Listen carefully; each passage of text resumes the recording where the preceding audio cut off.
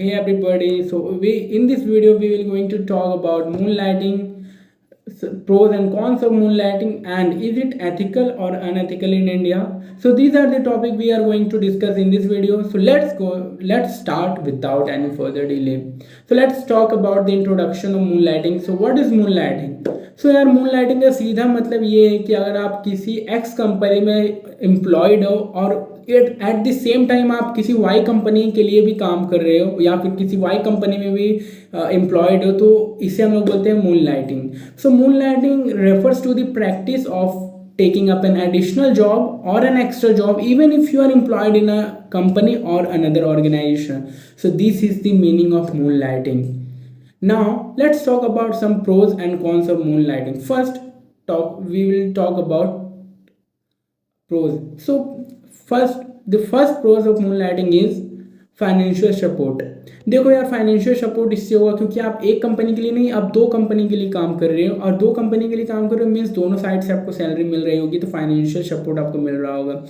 Second, knowledge improvement हो रहा होगा क्योंकि आप दो कंपनी में काम कर रहे हो, तो दोनों जगह से आपको नॉलेज मिल रही होगी, और नॉलेज मिल रही तो फिर आपको थर्ड स्किल भी बढ़ेगी क्योंकि आपको स्किल ऑटोमेटिकली बढ़ेगी कि आप दो कंपनी में काम कर रहे होगे.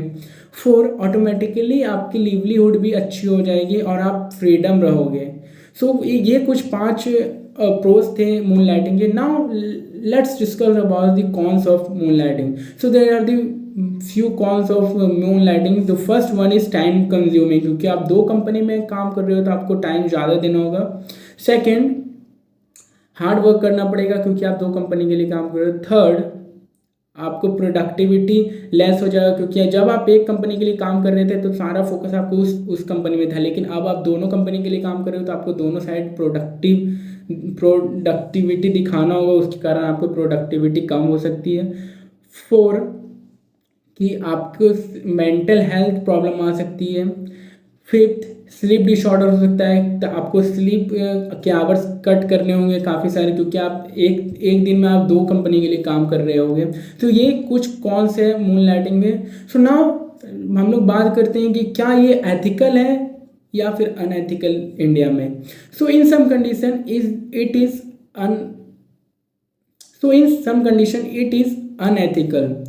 तो यार काफ़ी सारी कंपनी है जो कि अपने एम्प्लॉयर्स को मून लाइटिंग के लिए परमिशन दे रखी है, लाइक स्विगी और विप्रो रिसेंटली अपने 500 एम्प्लॉयर्स को परमिशन दे दिया है कि आप मून लाइटिंग कर सकते हो. लेकिन इसके पीछे कुछ क्राइटेरिया और कुछ फॉलोइंग रूल्स हैं जो कि उस एम्प्लॉयज़ को फॉलो करने होंगे.